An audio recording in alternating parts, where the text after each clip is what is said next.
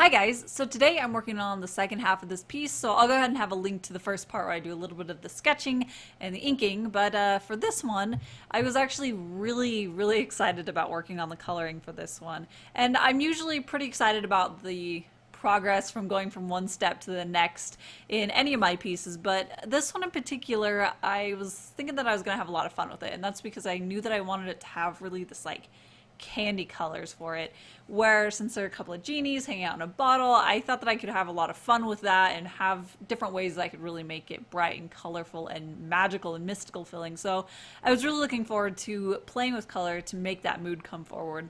So I knew that I wanted the colors to be very bright and saturated and candy colors like I said before, but when I first started, I had a very different kind of color scheme in my head, and things just kept changing. And that's usually how it is that I start with one color scheme and it evolves into something else. And that's something that I'm really pretty happy with. That process is that it's something that I can just kind of keep working on and work off of and get things right instead of feeling like I need to have things right from the very beginning. And that's just not really the way that I work, and that's okay. It's nice to know how I work and to know that, well, at a lot of points when I'm coloring things, it's just not working and I'm not happy with it, but I know that it'll get there. But anyways, so for this particular one, when I started with a lot warmer colors where it was more of these like pink tones, and I think that I did that kind of intentionally because I almost never do warm colored pieces. It's just not something that I'm naturally inclined to like. And in everyday life, cool toned colors are always my favorite. I'm drawn to those. So purples and blues and turquoises and greens, those are the ones that I really like. So almost all of my pieces end up being those colors.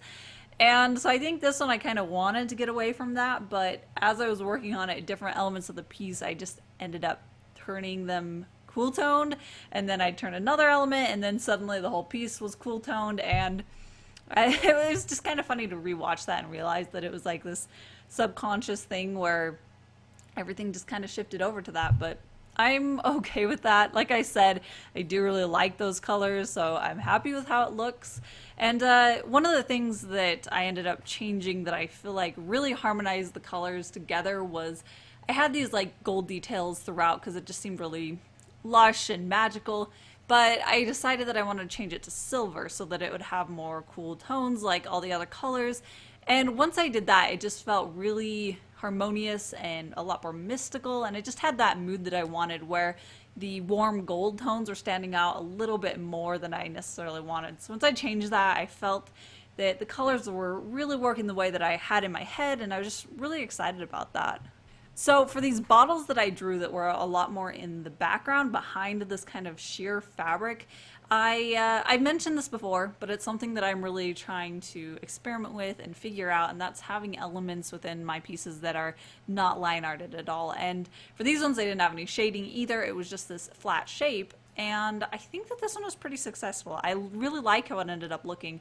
I did just draw all those bottles on their own layer, and then I had a layer of color above it that I dropped the opacity down, so it acted like a sheer piece of fabric in front of it. And yeah, I feel like it was pretty successful, like I said, and it's really helpful to be able to try different things out like this in each piece, and then in the future, if I'm doing something similar or it needs to have a similar effect, I have kind of this arsenal of things that I've tried and I know work, or things that I know I can try out and see if it'll work with that. So I feel like this was pretty successful as far as trying different things out and trying different textures and just seeing how a piece would look with that kind of an element to it. So yeah, I'm really happy with that way that it comes through and with the way that it fits in with the rest of the piece, because that's really the thing that I think is the issue the most, is making sure that it still blends and looks like it belongs within a piece that has a lot of line art. So if it doesn't have any line art, I need to find ways to make sure that it's married well with the rest of the piece and it doesn't look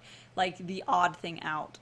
So that is about it for this one, and I actually really enjoyed working on it, and I really like the end product of it.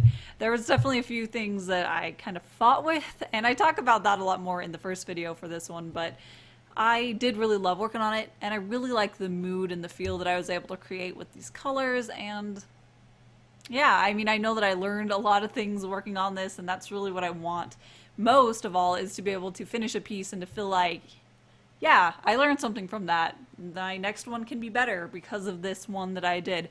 So that's pretty exciting. I'm pretty happy with it. Anyways, thank you so much for watching, and don't forget to hit subscribe so you can catch all my future art videos, and until then, I'll see you at my next one.